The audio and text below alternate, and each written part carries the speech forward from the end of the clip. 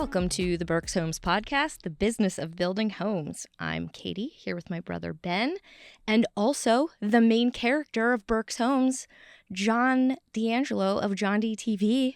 Hello. Welcome to the Berks Homes podcast. Thanks. It's very exciting. You seem very excited. I do, don't I? I'm just waiting for the chair to snap in half right now. Our mascot. Mm-hmm. We talked about that once. Who's the Berks Homes mascot? And I think I said John. Yes, you did. It's hot inside this suit that I wear. It's a bodysuit. It is a suit, yeah. It's not my Thank you for wearing build. your mascot suit Well, I today. wanted to blend in properly. Yeah. I have a question to start. How many days do you not wear Berks Homes logoed clothing per week? Including hats? Mm-hmm. Probably zero. Zero, yeah. And how long have you been doing that? About 25 years. Yeah. Okay. Of every kind of Berks Homes logo. Yeah. Most of them, I've kind of worn my way down into the present one, which is good. Mm-hmm. I have some of the older ones that are my work clothes, this and that, but The only guy in the Builder show who raised his hands when a speaker said, "Would you get the logo of your company tattooed on your body?" Absolutely. Yes. Yeah. Still thinking about it somewhere. Just waiting for us to land on one. It has to be where finally. I can show it to people and it's not uncomfortable. Yeah. So this leads us to why you are here today, because only someone this passionate about a company would be willing to talk about quality control in the way that you do. So you're ready to I am. Start talking about, well, first we need to get into how you even arrived here. Okay. Right? Yeah. What we would to get a brief snapshot, if you can be brief. I know. I like to add a brief to the beginning of that statement. Of, your career history and how you landed here. Yeah. So I grew up in my driving years, basically late teens, right down in Flying Hills, down the street. So after graduating high school, I got into construction, working for a contractor, and I often drove past Berks Homes here, the original building. Mm-hmm. In the early 90s here. I would drive by, wow, that place looked really nice and cool. And so I was in remodeling and some new, we built a few new homes. But I remember thinking, boy, it would be so nice to build new homes because there's no issues to worry about. And none. Do you take that back? Yeah, it's interesting because that background did help me it's where I've landed in Berks Homes. That experience has been the best thing that I could have gotten to this point because of having that remodeling background. I'm sure, Ben, with design build, when you learned every in and out of things that can go wrong, also help with warranty. Yeah. It's a lot easier when you're not used to that. If you just have new installs all the time, you don't know what can happen. Mm-hmm. So, taking it apart. Taking things way. apart is exactly how you learn to put it together. Yeah. So I did that. I worked for a guy for a little over 10 years and then ended up working for myself with a friend, and then wanted to get into the world of not working 24/7. And so I applied here, and interestingly enough, kind of like people do nowadays in the workforce, I had to keep chasing them down. There was not really an HR department when I started here. So I had to kind of keep knocking on the door. I actually think I got hired because I was bugging Berks Homes. Really? Berks Construction back then. Mm-hmm. About, hey, I'm just wondering if you're going to hire anybody soon. Mm-hmm. As a detail carpenter back then, we call them punch-out guys. Mm-hmm. So started off with that and then worked into warranty at different levels. And then it's kind of an odd facilities management, but at that time we tied it in with all the model homes, community appearance, all those things. HOA, did a lot of HOA. Deb Payne, the master of Excel, taught me everything that I know about Excel, basically, through dealing with all that HOA stuff. Great part of my career here, learning all of that. Yeah. And honestly, working in that HOA field, while it's hard, it really does help you to navigate relationships with people and understand things from the company's viewpoint, right? So to look at it, you almost have to look at it like an owner when you're standing in front of a bunch of people speaking for the company, right? And so, that helped a lot. And then I moved into warranty management and then combined warranty and the field operations management when we just had like one production manager. And then the Lord gave me Dale Walton, came to this place. We're so lucky that he could take over the warranty management and just sticking with the production side of things. And throughout all of that, especially with warranty, that whole quality background, you know, how much you realize when you're working on warranty, you just think, oh, if we could always make certain that everybody did it this way, we wouldn't be in this spot right now. Right. And so years and years ago, Mike Lutz, you know, we didn't have an official quality department, but he was that guy that went around and drove everybody crazy and picked things apart. And his arch nemesis, Brian DiCarlo, who's retired now, maybe he still listens to these, ended up, you know, working directly with him, actually managing Mike for a short time. And then Brian himself kind of really started the quality department. He was the first person, as he kind of retired out of building homes daily, but he wanted to stay in the business. He was the perfect guy because that guy could build everything, I mean, as perfect as it could be for all those years. So he kind of started that, and here we are. It's 3 more months, will be 25 full years. So it's a long time dealing with all of those things. Yeah. And so what was your favorite part about the company back then? Is it consistent now? It is. Actually, it's more now in the past year than it's probably been in between that gap of the last maybe 10 years. And that's back to more of the core family feel. I struggled while we still have kind of a regionalization on a business front and how we talk about things so people understand what you're talking about. The company as a whole and the relationship between everybody is back more to the way it was when I first started, which was we were all so close. It was, you know, I actually was kind of rough time in my life, had gotten divorced and all those things, and had met Christy and we were getting married. But even after that, leaving somebody that I worked for a long time, worked for myself, and it was like came here and it was that great sense of stability all the time. Not just the work, but the people, you know. We weren't even here yet. You guys weren't even here. Yeah. You know, I became like instant friends with Mike Lutz and didn't know who Laverne Horning was for 3 months. So that was interesting. So Thought he was a clerk. I saw him with a little vest on one time. You didn't meet him for 3 months. No, I had no idea. I knew he had a black Toyota that was leaking oil one day. And I was like, can somebody tell Laverne? And they said, you can tell him. And I said, I don't know who to tell. And they said, that guy down there. I said, oh, I thought that was the accounting guy or something. He just creeped around hiding from me for 3 months. Probably heard me, I'm sure. But, so when did you start to have a personal relationship with him? I would say, honestly, that moment when I talked to him, because once I talk to somebody now, I can talk to you whenever I want to, kind of a thing. Did you hug him the first conversation you No, had? it took a little while. I think it was at one of we used to have Christmas parties back in the day. Yeah. And there may have been a couple of those that I had to squeeze in on him and harass him. Give him a little rub down in his seat. Feel his little muscles. So from that time, and then he actually was my manager for a while. So we got pretty close, I think. And my version of getting close. Yeah. That's his version too, honestly. It is. Yeah. No, we did. We worked well together and he taught me a lot about, I say now even, we can do anything, right? So don't have a negative feel about things when things go wrong. Like walk in, if there's a problem, it's okay to say there was a problem, but here was the resolution that we took. Unless it's about El Nino. Yeah, no, polar vortex. Don't say polar vortex. Yep, it's 12 degrees outside. I need an update on all our jobs, and you're not allowed to use the words polar vortex. Go. And he just leaned back in his chair. But, there's small lessons to be learned and things like that. I think he knows that when he does things like that. That's his way of teaching people without saying, I'm going to teach you this. Right. Yeah, you need to learn a lesson. Yeah. Right. No excuses. Yeah. Lesson on that lesson time. Yeah. What's the resolution there for? I mean, I like to solve problems anyway. It's my personality, but it's also a weakness.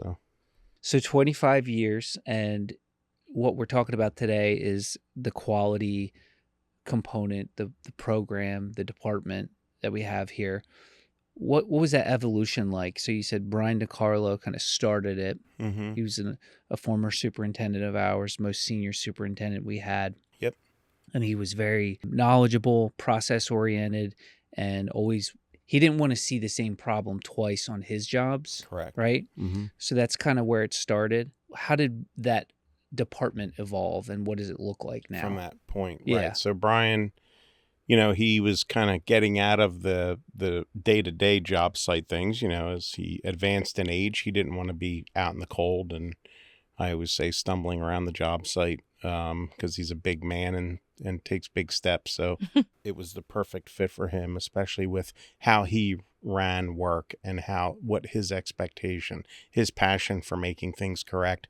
Basically an expert in construction with probably at that time 50 years of experience to step into that role, and also as a good teacher, but to have I would say the guts, honestly, to start up that program and be able to, walk up to somebody and let them know that, kind of that's not how we do it. So to be comfortable with that, to come out of nowhere and start that, you have to have a certain character about you. And he was kind of the perfect guy for that, along with his experience. And that all started really with like the scopes of work. He was helping write those actually about it's 10 years now. Mike Pavey came here, and he and Brian, one of the first things they're going to go through and just try to get all of us aligned to make certain that we are doing everything the same way. And any newer things, we're working with people from other companies, so we have to kind of combine everything. And it was great to talk through all of that. So if you can kind of give us a little context, like why is that even important? Why would we invest anyone to be doing these things? That you're touching on it a little bit. With the scope of work. Yeah, and the consistency and everything. But why does that matter to us so much? Right. So you can imagine anything you do, it's almost like whisper down the lane. If you put 10 people in the room and you have 3 people in that room know how to do a certain thing, and they have the other people around them, unless you establish some baseline, okay, we're all going to do it like this, you're going to have at least 3 different versions of how to do things, right? So we want to have that uniform product out there between everyone. And you can have, it's tough in the construction business. You have so many, everybody's an expert kind of, right? But when you have actual experts, while we all basically agree on the main principle of anything, there are many ways to go about it, and there's extreme ways and there's simple ways, right? So to get everybody aligned to create the same thing all the time, that's the same level of high quality and being efficient about doing it and that kind of thing, you have to have someone set to get all that in writing. And we have to pick a lane for each thing, because you can get lost. Let's talk about how to mount frost-free spigot outside. You could do that 15 That was good, John. different way. Say frost-free. I said it very slowly. 10 times. Perfect. I don't know if you noticed. That was really good. I knew about 10 seconds before I said that it was coming. I could feel it. I saw didn't you. mess it up. Yeah. Did you see me pause a little bit? John likes to say R's a lot. So Extra. So. When we have an item that we've defined as this is the right way to do it, right? What do you guys do to ensure that consistency moving forward? Is it we refine our scopes constantly, right? Yes. So we're always trying to get better. All day, every day. So let's talk about scopes for a second. For those of us that need a refresher on scopes, what's the scope of work? So the scope of work is basically if you would take a material data sheet for a chemical and break it down into all the parts and all the ways you're supposed to handle all those parts, that's basically what the scope of work is, right? Product description, product specification description, sheet. Installation manual. All wrapped up in one. That's correct. Now, obviously, there's building codes and there's different levels of professional expertise in someone's field, and they know the general concept, like a plumber, of how to install drain lines, right? Has to go downhill. We don't have to tell them that.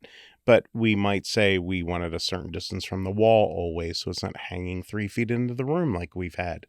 And so many of those things from that scope of work, between the products, the way it's applied, a certain level of quality. So most of our explanations are exceeding what basically code is saying or general practice. Why? And then because we want to have a high quality home here, and we know we can get into that further later, but learning things from warranty, where do we have failures or issues? So we're doing our best to make all the right steps all the way through, using the correct products, constantly changing products. And we do, while we're telling people how to do it, we're also asking those same people that are professionals in their field, what's the best way to do this? We want to get the input from them. They do it all day, every day. Right. you know. And it's also a result of being, geographically so spread out, right? Absolutely. So we have 3 production managers with multiple superintendents reporting to each of them. And so you don't, as a, just a standard business practice, you want to be able to identify your product driving down the street anywhere you go, and Correct. it looks the same, it feels the same, operates the same. Mm-hmm. So when you guys nail something down like a different way, what's that process look like to communicate it? So right now we've kind of gone through many different variations of how to do it, and the best way we've come previously, I'd say right before this one, we'd kind of update any scope of work after doing in-depth studies on, is this the best product? Sometimes testing it out, getting people to install it. How did that go? Working with different people. Kyle McWilliam right now is the person that does that, along with Roger Marsh, who kind of handles the research and development side. So we might go apply it. We take pictures. I mean, we're testing this. We try not to ever shoot from the hip. The only time things are quick is like it's an emergency. We're having major issues. We have to make a quick change. And if we have to do it quickly, we kind of examine it later to make sure that we made the best decision. But right now, once we come up with that idea, we just send out an addendum with that section, that very specific change. We send it out to all of our trade partners first. And we give them that opportunity to come back and say, this looks good, or I don't know if this is a good idea, because we also don't have time to call 15 different people. If you're calling, sending out to plumbers, we always have like 1 or 2 in each trade division that we have for our questions, but they also don't work here full time. We don't have to call them every day to ask questions. So sometimes we do our own research, we send it out. They may have some input or some changes, and if not, it gives them time to understand what it is, agree to it. They have to sign it and send it back. And then we give it 30 days to get everything back. And we kind of chase after them, reach out. Did you get our form? I mean, we have some owner operators that work hard, hands-on all day, so they don't sit at a computer all day, and they may miss it initially. But we want to make certain that they all know and understand it. They agree to it. If we have to do any fine-tuning, we do. But once we get everybody's signatures back, then we present it to our own internal team. Hey, here's our updated scope. All of our trade partners have been notified, and we give them time to understand it. They still have to be out there on the job site, just because the trade partner knows that person might have 50 employees. So we, how long things take to transition when people have to learn things. So we still have to be on top of it. But, previously we kind of sent it out and we go, okay, here it is. And we have to see it out there. And, we learned from our own mistakes. You have to think in a more grand scheme with that, with the size of the company. Yeah. And so we had suggestions from our own employees that said, can you guys kind of make certain that all the trade partners know this before you tell us that we have to have this all done? Because it's just great idea. Yeah. Okay. You're right. Well, because you can't just snap your fingers. It is it's a lot of work. Simple idea, but very difficult to execute well, Absolutely. because depending on how significant the change is, or you're introducing something new to a scope of work. Plumbing's a great example. You could have 12 plumbing companies actively working on our job sites. And within those 12 companies, they could each have 2 to 10 different crews. Correct. So now you're talking about 50 plumbers that could be on a job site any given day, and that might be low.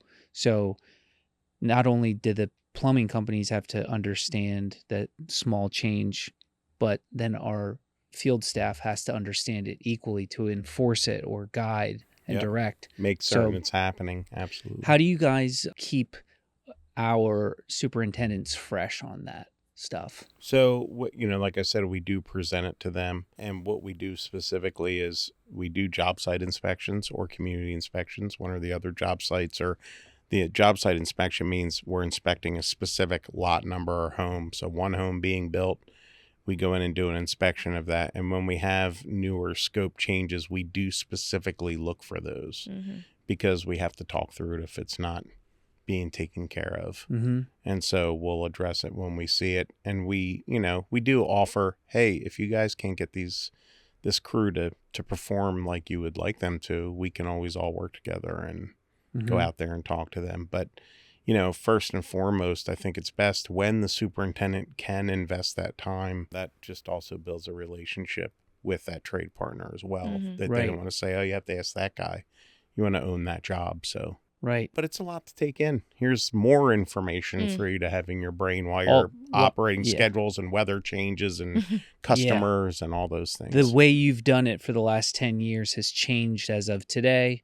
So quickly learn about it and implement it, right? Correct. We go through when we do have that change, we'll send it out. But, our guys like Kyle or Roger, they actually go to the production meetings and they'll talk through those things, make sure everybody's clear. Sometimes myself personally. Yeah, but you're usually mentioning those guys. Roger and Kyle. Give us a Sorry little, about that. No, just a little context, what they do, what their role is, if there's anybody else besides the two of them that are doing these So things. we have officially in our department as, listed under the quality control department would be Kyle McWilliam. He's the manager. Kyle was started here as a detail carpenter, moved into warranty for a long time, was in fact the warranty manager.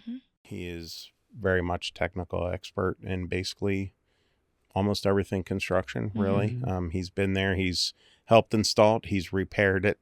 He's investigated issues over the years, not just with quality. So he does a lot of that back office, primarily working through the scopes, checking everything, helping, be the liaison with warranty.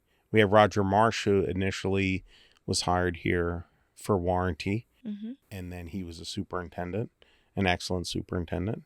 And he also, that was kind of his next step. We needed another person just because of how many jobs we had, and we needed somebody that could be on that out on the job site side of things to investigate. You can't have everybody in the office. You can't have everybody out on the job site. So we had this position. He was kind of the perfect candidate for it and applied for it after many years of being a superintendent.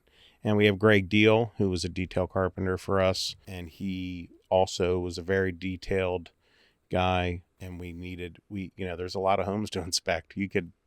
If you just had 3 people, they could do it all day, every day to try to get to them. Obviously, we can't get to every single one like we'd like to, but we get to almost all of them, and we do rotate through them. And then we have Andy Eck, who was a superintendent. He works for us part-time. He retired from full-time as a superintendent. And one of the best. One of the best out there.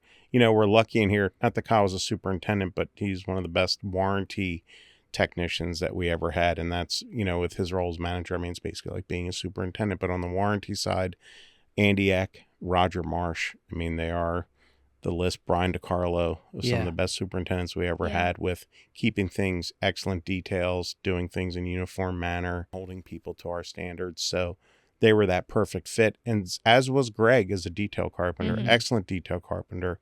Probably, interestingly enough, people wouldn't ever expect that a person that was like, hey, I'd like to just kind of be a detail carpenter, to be as detailed as he is on the computer side and checking everything. He takes it very serious, passionate about his job. So he's a great addition. And then we have a little sidekick, Adam Dalga, who's our facilities manager.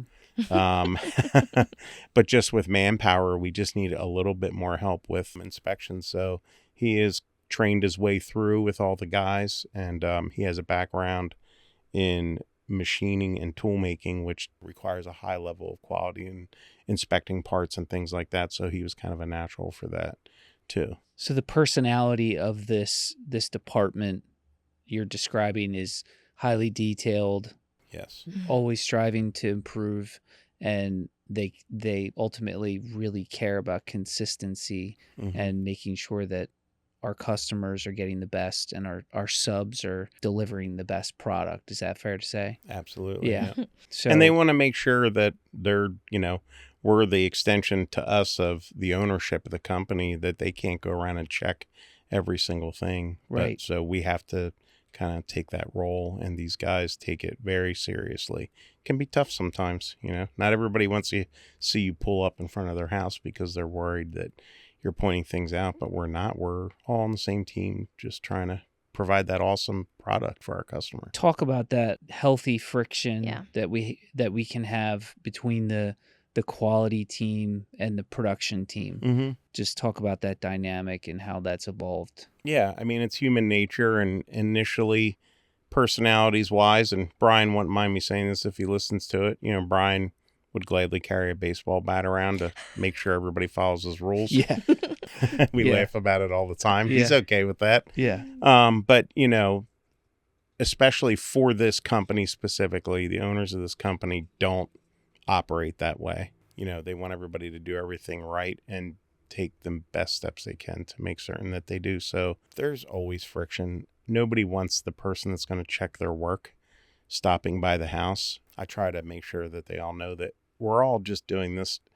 We're all doing it for the customer. Yeah. Really, right? Yeah. We're making certain that everything is being done correctly to reduce warranty issues, And it matters so much that, we incentivize our production team to get good scores. That's correct. Instead of, it's more of a reward than a punishment. Right.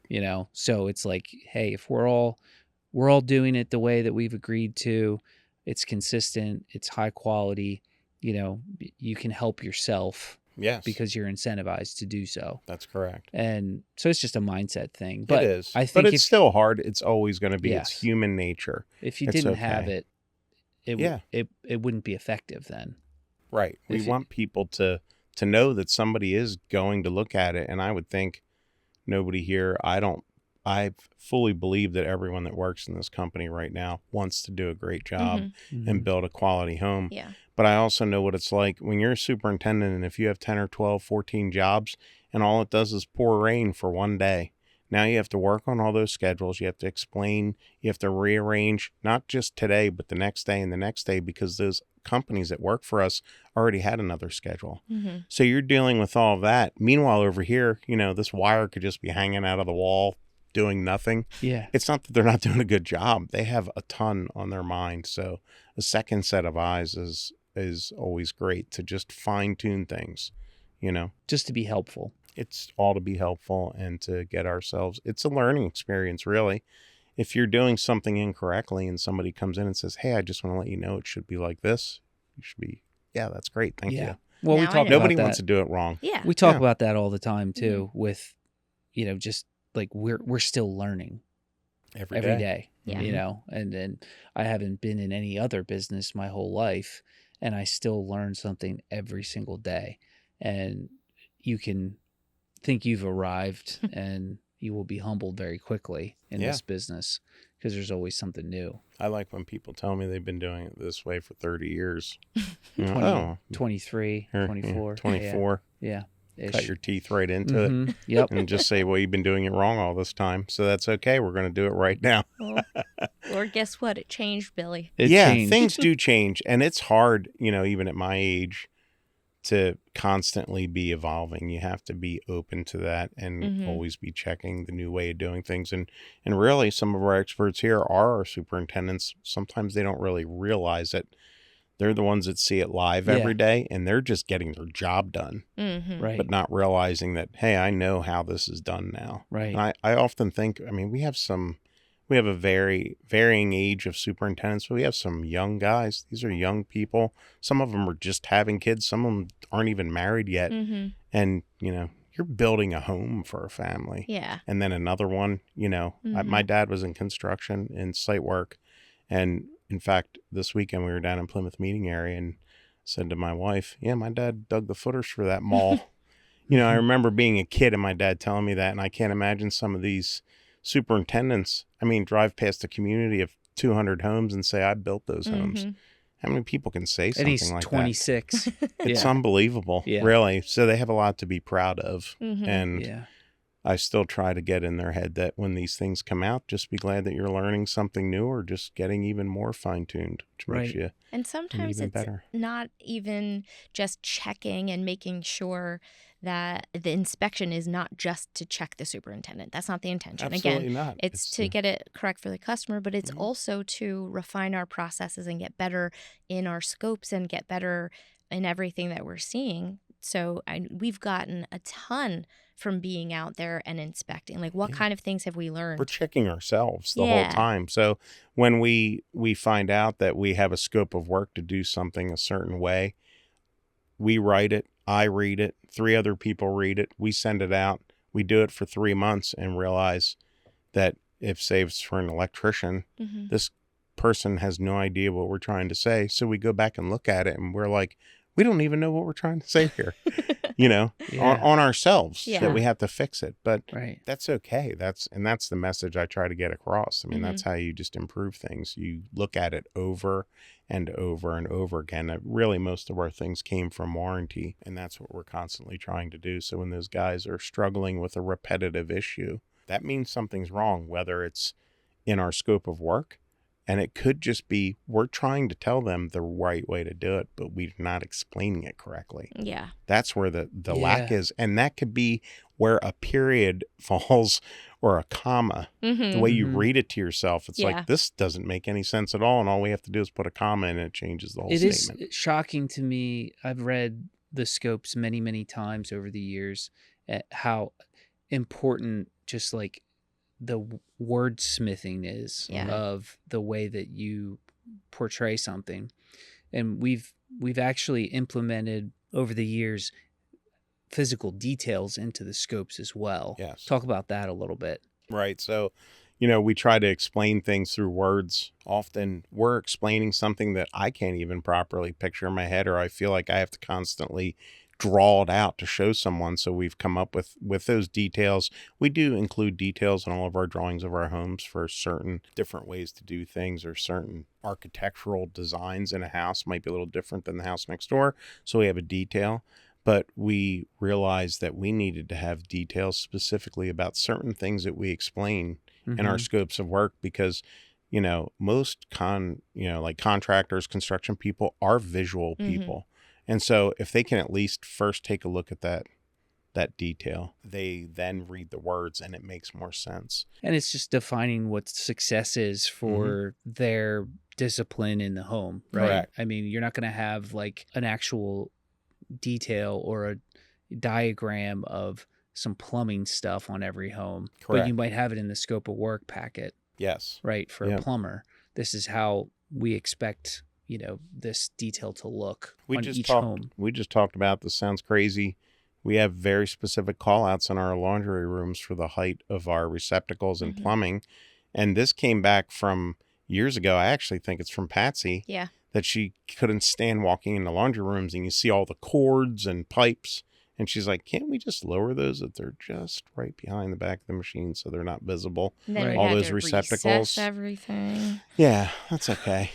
And so we put all those things down there, and we've run into recently, they're not at the right height. And I think part of it's, we have some new trade partners and things have gotten a little rough and people are getting a little wound up about it. And I just said to Kyle the other day, it sounds like we have to have a toolbox talk. That's another thing that we do. And so what's a toolbox? Toolbox talk is when we address, it could be a new scope, but it's more often when we have a repetitive mistake. We feel like we have to take that detail, bring an example of a good and a bad situation, and just talk through it with everybody. For everyone to understand, give them an opportunity to ask questions, to say, we keep landing at this incorrect layout. But even this whole thing with these receptacles, I think that as we're talking about it, everybody in their head's thinking, we're just being picky about these. And I want to have a picture. This is what it looks like in this laundry room with the washer and dryer when everything is at the height that we call out. And this is what it looks like when it's not. And it sounds like a minor detail, but if you don't go into every little detail in depth, I mean, you end up, I can't even imagine how houses would end up. We'd have receptacles. One would be 2 feet off the floor. The next one would be 16 inches. I mean, that's just you're at the reality. mercy of the guy in that moment. And he could have been hired the day before. Right. Without any supervision. And that's just the reality of it. And you can't, as a superintendent, you can't be in every place all at once. Correct. Watching everything. And that's who you're talking about when you say everybody. You're bringing everybody in for the toolbox talk. This is really the guys who are ensuring that the trades are doing what they agreed to. That's correct. And some of them we do send directly to the trade partner if we feel it's necessary. There are some things that we just know that if if we teach the guys, they'll know at the next house when it goes in, they're going to look at that specifically. So we take those details. We have a little toolbox talk form that we use that shows the right way and the wrong way. And we talk through it. We kind of have everybody sign it, because you do have to have accountability with some of these things. We can't talk about things and then talk about them again and again. And you have 14 people that perfectly do it, maybe one or two that don't, because they're maybe not paying attention that day or having a rough day. So we do kind of enforce those once everybody's seen it. You know, we give it about 30 days and then we expect it to be correct from that point. Mm-hmm. However, we've gone into toolbox talks and someone's opened our eyes to, you know why that guy, that's never right that way? We can't, because in every house we always put this pipe in this wall and that can't go like that. Oh, okay. Thank you. And you can't, because of, you know, the logistics of the situation sometimes. Each model, you know, we have tons of, every home is different, right?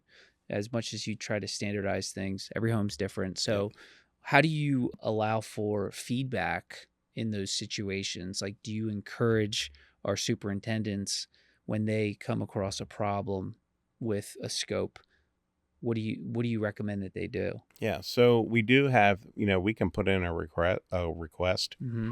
It's REKREST, request. So we do have a PDR. That's a more complex way. Mm-hmm. They can also just call in and talk to Kyle or myself. People aren't comfortable doing that, though. It's interesting. It's sometimes hard. We have certain personalities. You know, we have our three production managers, Steve Giberson, Todd Thompson, and Brian DeJesus. We also have Scott Hardy now, that is a production manager, assistant production manager in the South Central region, along with Steve.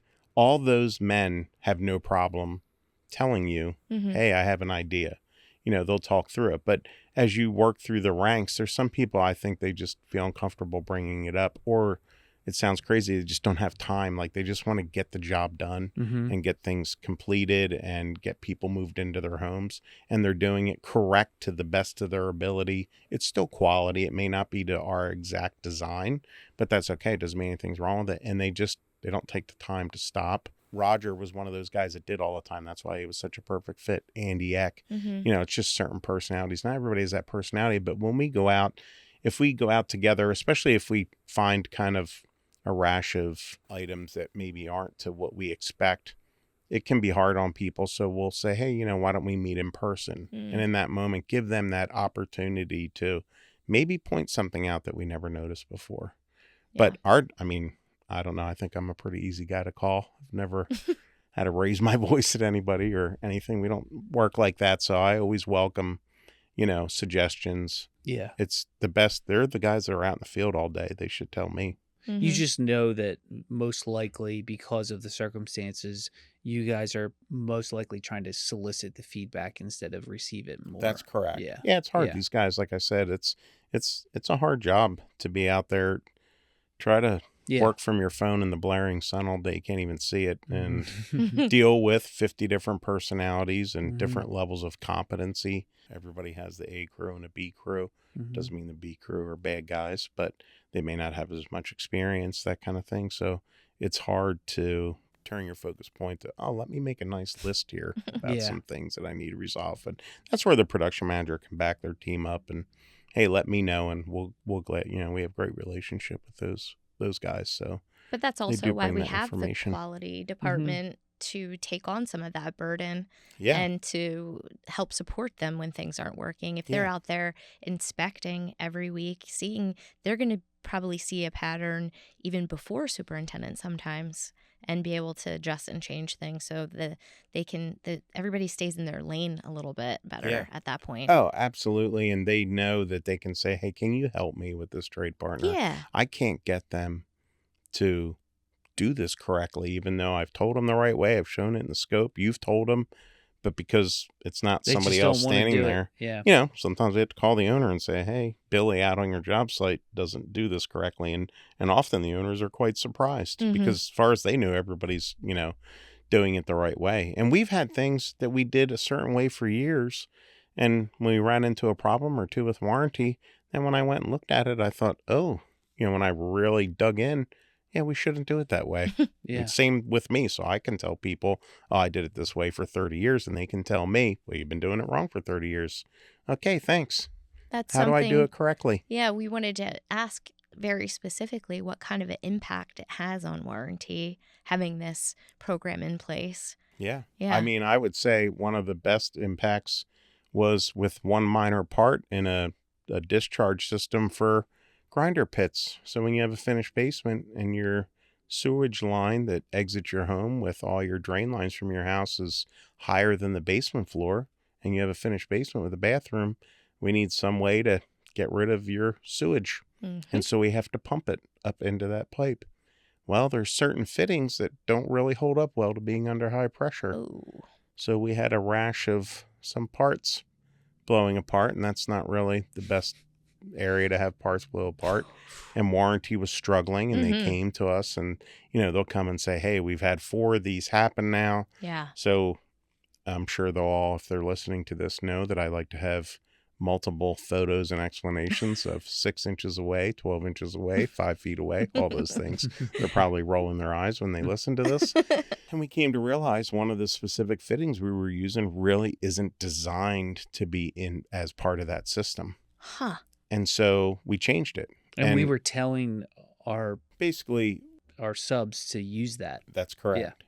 And so once we made that change, now that change specifically was a change that if every job that we have actively going, if we haven't gotten to that stage yet, it changes. Even if they don't have the scope yet, they haven't signed it, they haven't adjusted pricing. You're putting this you new can one charge in. us starting today. Mhm. Some scopes are going forward because it's Right. just maybe a little minor product change, things like that.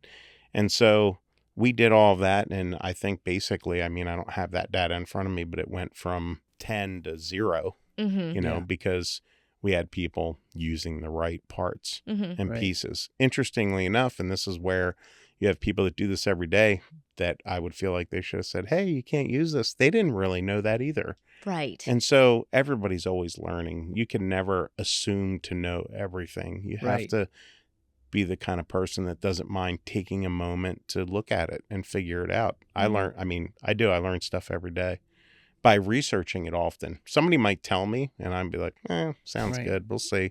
And then I look it up and I'm like, oh my gosh, I didn't know that, What percentage of your time do you think? So you lead the production teams here and the quality team. Mm-hmm. What percentage of your time do you feel like you spend on each, or is it just like a big blend? Do you feel like it all goes together? They all tie together, really. I would say myself leading the quality team over the past half of year, I've not had to invest as much time. These guys, I deal most specifically with Kyle and Roger directly.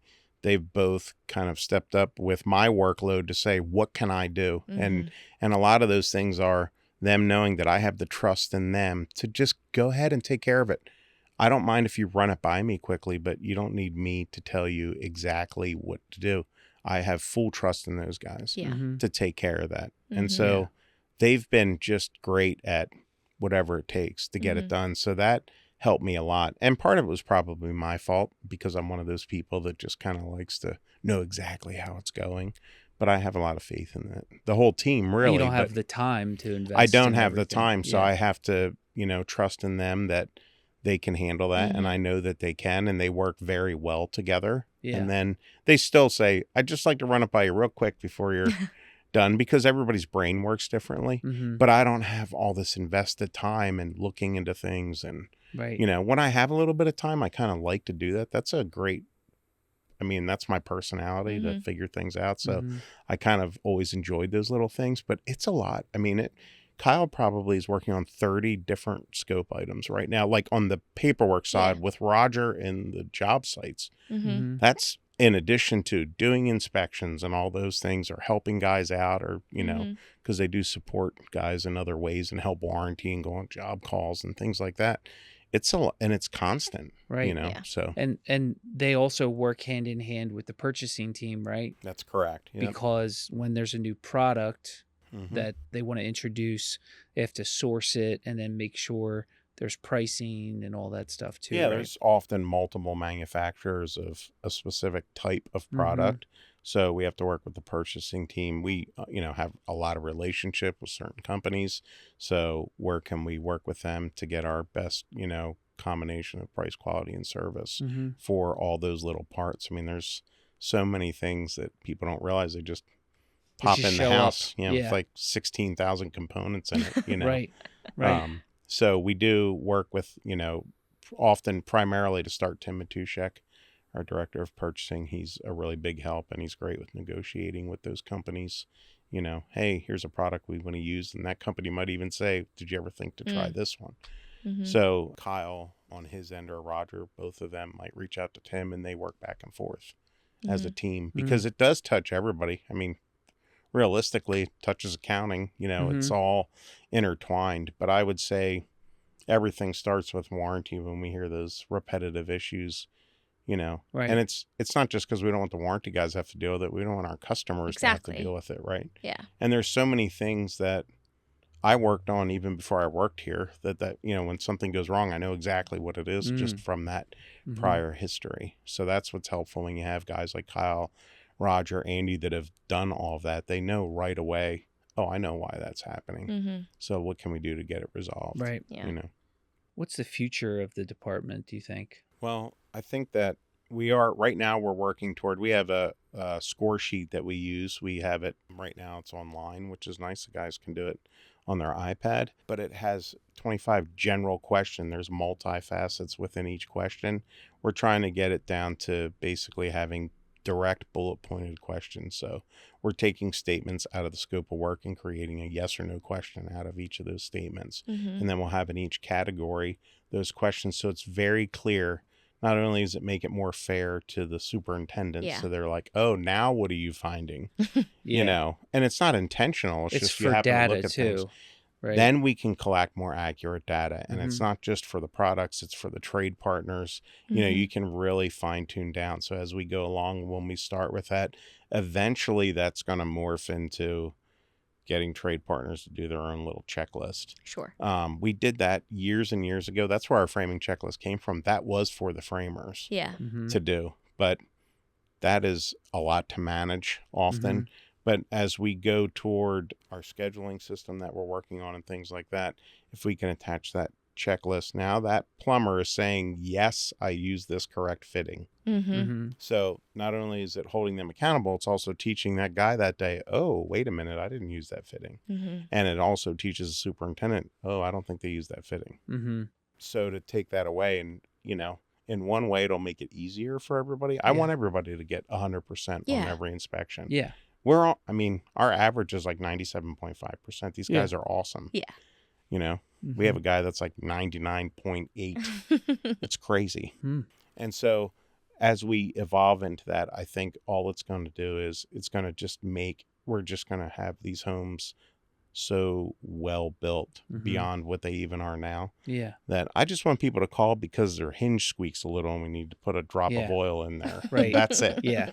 You want them to be picky. Yeah. Yeah. Yeah. I want them to have to find things wrong. I mean, we're kind of like that now. We do. We build a great home. Yeah. So it's kind of like, it's hard to write a scope of work. It's like, well, how much better can you make this? Right. What are we going to do? We're not building it in a laboratory. That's part of the issue. You're building it. It's outside. It's in the weather, that kind of thing. So, and there is that fine line of being concise and simple is really critical when you're doing things at volume. That's correct. And that's why I think that bullet pointed line, it's basically saying, here's how you should do this. Did you do it that way?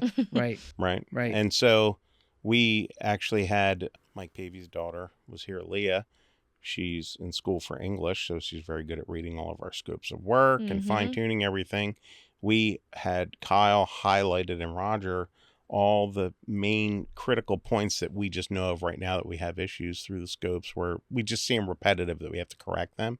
And she just started listing questions. And it's way more than we'll use ever at once, but then we have a library of questions that we can pick from to, change that list. And our intention is to get that together, run it by warranty. In fact, Dale's having a warranty summit coming up, so I'm going to have him ask the guys, give us 5 things in each category of the QC that you feel personally, it feels like a repetitive issue. Don't talk to each other, just write your own, and we'll combine them so that we're hitting those hot spots. That's great. That's where we should start, really. Because again, we do I'm proud to wear, you asked me about my Berks Homes clothes. I'm proud to walk around in Berks Homes clothes. I have full confidence. And like with any product, you can have people that there's some people that just aren't happy with anything. It doesn't matter what it is. And it's okay. I love to talk to them about it. Come on up to me if you ever see me. They do. I've had people stop me in the supermarket. You work for Berks Homes, all wound up, get them all calmed down. We'll go take a look at it. Yeah. What's your favorite part about working here? I would say that whole family aspect. I mean, this place is, I love to come here every single day. And it's not fake, you know. I have so many friends that, we know you love your job, blah, blah, blah.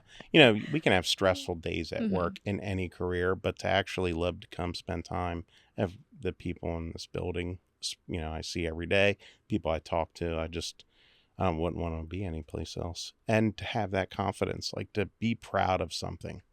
Yeah. I can't imagine what it's like to like kind of work somewhere and be like, change your clothes when they go outside. Yeah. Yeah. I wore my Berks Homes stuff on my honeymoon and got in trouble because it's too much. You have anything that doesn't say Berks Homes? We've been like at the beach, and I have it on and they're like, hey, you work at Berks Homes? Yeah, I do. So, like Mike Pavey says, we're always selling for the company too, right?